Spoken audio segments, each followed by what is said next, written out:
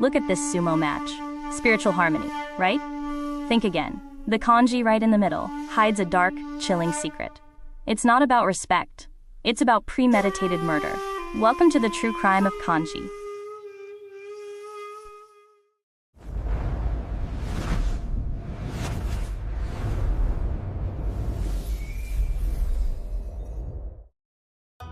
Forget the Zen gardens and peaceful tea ceremonies for just a moment. What we have here isn't a symbol of peace, but rather the blueprint for murder. Or at the very least, a highly coordinated espionage operation. You see, the creators of kanji had a flair for the dramatic, and they left the evidence right in front of us, cleverly disguised as a common character. Your target for today's investigation is so. It's a crucial kanji for the JLPT N3, often translated as mutual or aspect. But memorizing flashcards is for amateurs. To truly master this character, we need to enter the mind of an ancient assassin. Are you ready to see what's really hiding in plain sight? Let's carefully break down this crime scene. Component 1. Situated ominously on the left side, the tree radical, known as ki. It seems harmless enough, right? Just a nice, sturdy piece of timber. Perhaps a lovely cherry blossom waiting to bloom. But in the dark world of kanji etymology, a tree is rarely just a tree. It's a strategic vantage point, a place to hide. Now carefully add component 2 on the right, the eye, or meh. Imagine a disembodied eye staring intently from beside the trunk of that tree. It's not appreciating the beautiful foliage, my friends. It's watching. It's calculating every move. Put them together, and you don't get nature appreciation. You get pure surveillance. Someone is spying on you right from the shadows of the branches. And here's where many ambitious N3 students fall right into the trap. You see two trees next to each other, you get hayashi, a grove. You might think, oh, I'll just guess the meaning based on the peaceful vibe. Don't trust the vibe. The JLPT test makers love it when you rely on naive optimism. This kanji actually demands your absolute paranoia. Wait a minute. Wood plus wood equals. So? No, that's a completely different character. Our target today is a tree and an eye.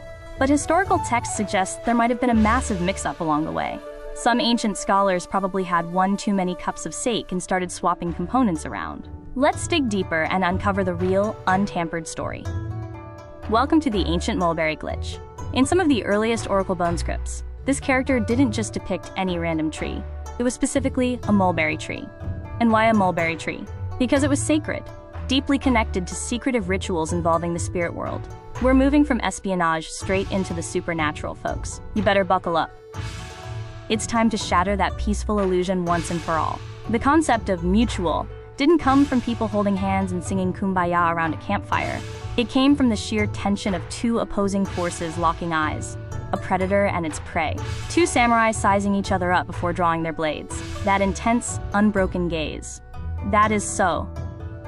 Imagine the spy hidden in the branches. They are relentlessly observing the target, assessing their aspect or appearance. This is exactly where the meaning of phase or state comes from. You are closely inspecting the condition of something, just like a sniper checking the wind direction before taking the shot. Romance might be dead, but etymology is incredibly thrilling. So mutual actually translates more accurately to target acquired. When you interact mutually with someone in Japanese using this exact kanji, you are essentially acknowledging that you are both under each other's intense scrutiny. It's much less about friendship and more about maintaining a delicate, dangerous balance of power. Keep your friends close, and your kanji components even closer. But wait, the plot thickens. Another historical interpretation involves a high-ranking government official, specifically the prime minister assisting the king. The eye represents the sharp, discerning vision of a minister carefully observing the volatile state of the nation. Or, keeping a very watchful eye on his political rivals to avoid being poisoned at the next royal banquet. And then there's Tamafuri, the ancient, mystical ritual of shaking the spirits to invigorate life. Some historians link the tree and eye to wild shamans inspecting sacred wood for spiritual resonance. So whether it's an invisible assassin, a paranoid politician, or a shaman violently vibrating a stick, this kanji has definitely seen some wild weekends throughout history. Let's talk about the readings. The onyomi, or Chinese reading, is so, or sho. Think of it as the death phase. When you hear so, think of the suspenseful horror movie music right before the killer strikes. Sho is the swift, silent strike itself. Master these specific readings, and you control the entire narrative of the JLPT exam. Now for the ultimate native flex. The kunyomi, the Japanese reading, I. It sounds exactly like the Japanese word for love, doesn't it? Oh, the bitter irony. A character born of espionage, dark rituals, and intense scrutiny, masquerading every day as a cute little I.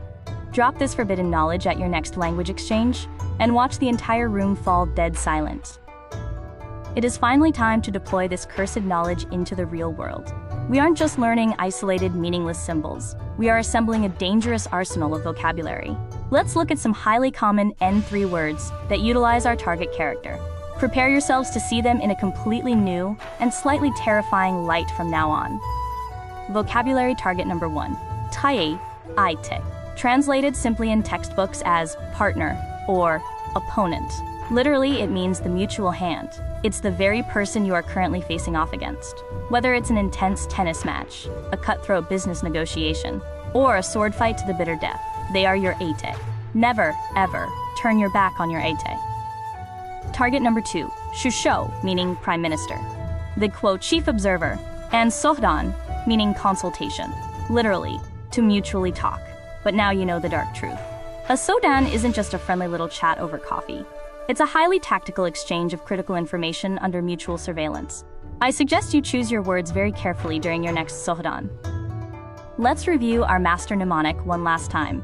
To permanently remember sa, picture a highly trained ninja hiding in a tree, using their sharp eye to critically observe their mutual target standing below.